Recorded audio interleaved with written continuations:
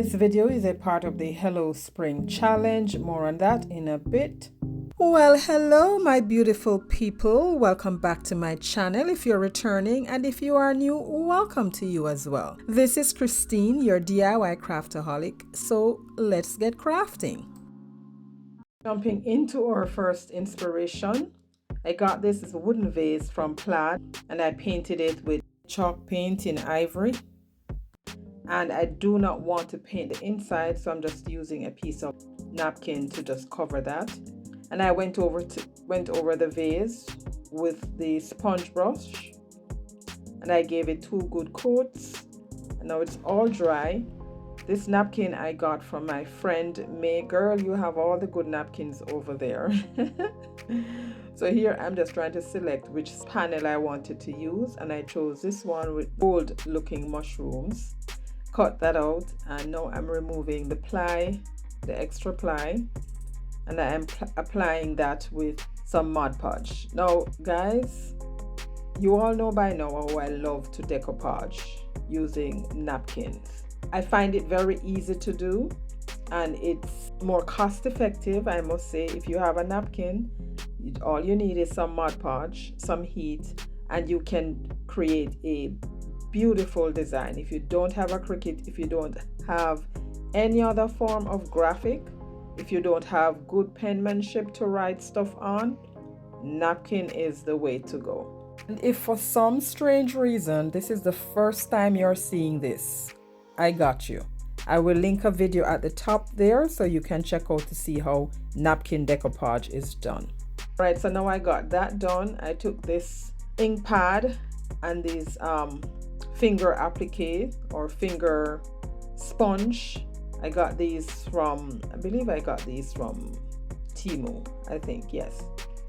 And I'm distressing the edge of the vase with this ink pad. And then once I had that done, I went over everything, now sealing it with some more Mod Podge.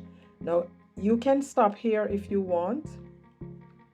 You can go on further. I chose not to go any further, and you'll see what I do with this at the end. All I did was just add some flowers, and that's it for this one, guys. More in the final reveal.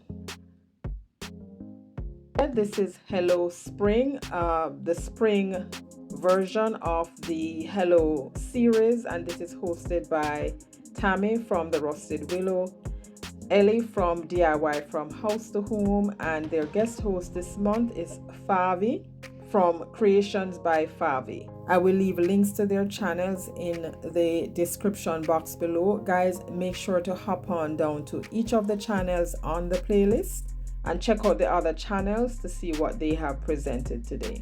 Now we're jumping into our second inspiration. I'll be using this wood teapot that I got from Woodpecker's Craft and a sheet from this Dollar Tree calendar. This one has the kettle or teapot on it. I wish I didn't have to do any modifications to that. So I painted the teapot with folk art wicker white and let that dry both sides. And here I am trying to line up the calendar sheet on the teapot. Of course, this one doesn't have an handle and I have to cut off the spout just to make it work. I wish I could just put it down on there and everything fit, but that wasn't the case. So now I'm going to use a little Waverly Mineral with a chippy brush, and I'm just distressing sections that did not cover, that the calendar sheet did not cover. And I'm also going around the edges of the teapot. Sending a big shout out, yes, to my subscribers. Big up yourself. Love you all so much. Thank you a lot for your support. And if you are new here, consider joining the family. After that dried, I took the sponge brush and I'm applying some Mod Podge. I prefer to use the Mod Podge as the adhesive when I'm doing paper decoupage, because for me it gives me a better hold than if I use the tacky glue. The tacky glue works as well, but I prefer to use the Mod Podge. And then after I put that down, I use the brayer and just smooth that out. And of course, parchment paper and heat also helps. And then next I took the emery board and I'm just filing off the excess in a downward motion. Next I took a gold marker, and this one is from Crafter's Square, and I'm just outlining the edge of the paper on the teapot. And for the reverse side, I painted, kind of just mimicked the design from the front, or the shape from the front, and painted the top section with a little elephant gray.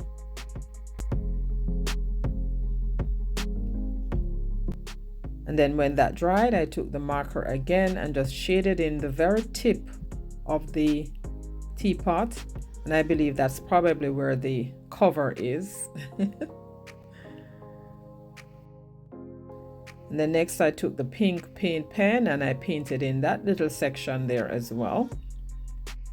Now if you have a Cricut, you can cut out a design or graphics for that.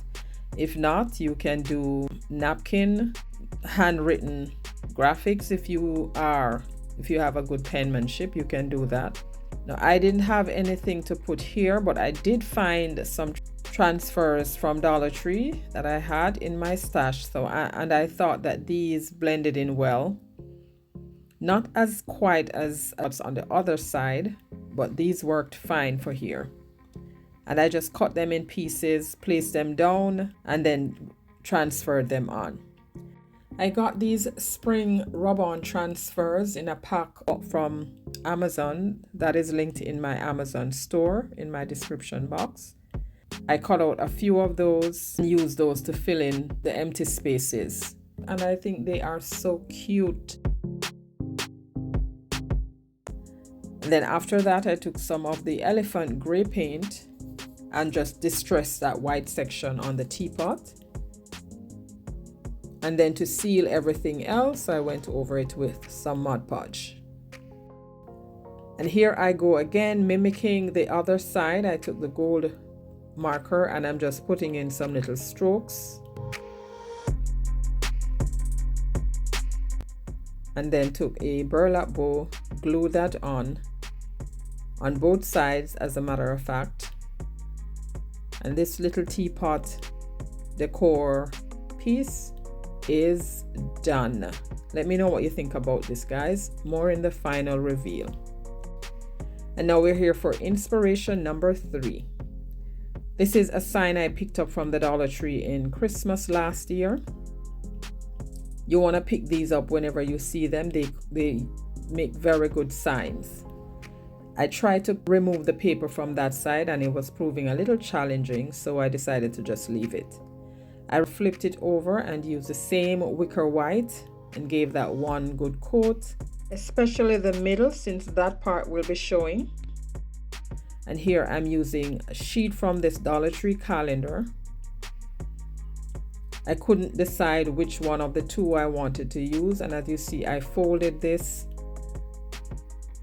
cut out the flower section, cut that in two. I also cut this one out just in case the other one didn't work. Then placed it on the board.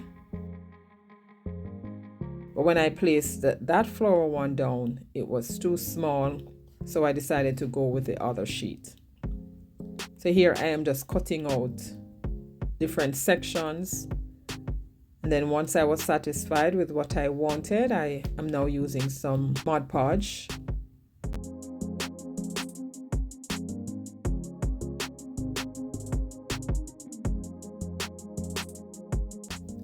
And then the parchment paper and the heat press again. And you only need to keep it on the surface long enough where you know the Mod Podge has been reheated and sealed. And then you should be good. Now there was a little part that lifted, so I cut another piece and used the same brush with the Mod Podge and just seal that. And then I took the emery board and sanded off the excess. And now that is done. Now I took the letter pack that I got from the Dollar Tree and I'm going to spell the word welcome. I'm not using the sticker part. As you can see, I used it for another DIY, and all that was left was the base. So the base is what I'll be using. So I cut them out and then I just line them up on the board, and then I'm going to tape it down. So it's the stencil part that I'm using, not the sticker part or the label part. I'm using the stencil, the word stencil. I don't know if you knew that you could do that. So you get two use out of your letter pack. You get the letter itself to use, and you can also use the stencil. So the stencil is what I'm using.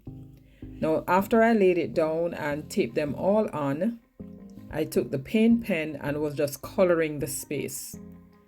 But I didn't like how it was coming out. I decided to switch to using the paint.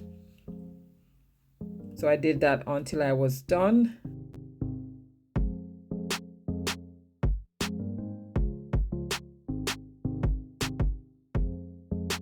And now it's done and dried. I'm now removing the stencil. If you are new to my channel or coming over from the playlist, welcome. I'm so happy you joined me today. Here on my channel, I do DIYs on a budget, dupes, look for less, and some occasional Dollar Tree shopping hauls and thrift flips. If you love budget-friendly DIYs like these and you have not yet subscribed, please consider subscribing and be sure to hit that notification bell. Hit it again and select all so YouTube notifies you whenever I upload new videos. And next, I had this gingham ribbon that came from a Dollar Tree sign as well, so I'm going to reuse that. But before I glued that on, I flipped the sign over, used a little piece of jute for hanging and the staple gun to just hold that in place, and then glue down the ribbon. I'm sorry guys, that's my heater under my desk that just decided to come on in the middle of my voiceover. And to keep my bow from swinging around, I just used a little hot glue to keep that in place. And here I'm taking a piece of brown paper from the Dollar Tree and some disappearing school glue. Cut the paper out to size and just glue that on. And then after that was done, I'm now using some Mod Podge to seal everything. And there you have it guys, all done. And we're here for the final reveal. Here's our little mushroom wooden vase. I added some spring florals and our welcome sign and our double-sided or reversible teapot. I hope you enjoyed these projects today and found them easy to follow. Please let me know which one of these was your favorite in the comment section below. I'd love to hear what you think. Don't forget to check out the host channels, that is Tammy, Ellie, and Favi, as well as the playlist with all the other talented crafters and their spring inspiration. I will link that playlist below the video for easy access. And to follow me on social media, you can scan that QR code that will take you to my Linktree address, or find that link in the description box below. If you enjoyed this video, please go ahead and give it a like, share, and subscribe, and also to hit that notification bell so you're notified whenever I upload new content. And to watch more, I suggest this video right here or this playlist. And stay safe, my friends, until my next one. Bye.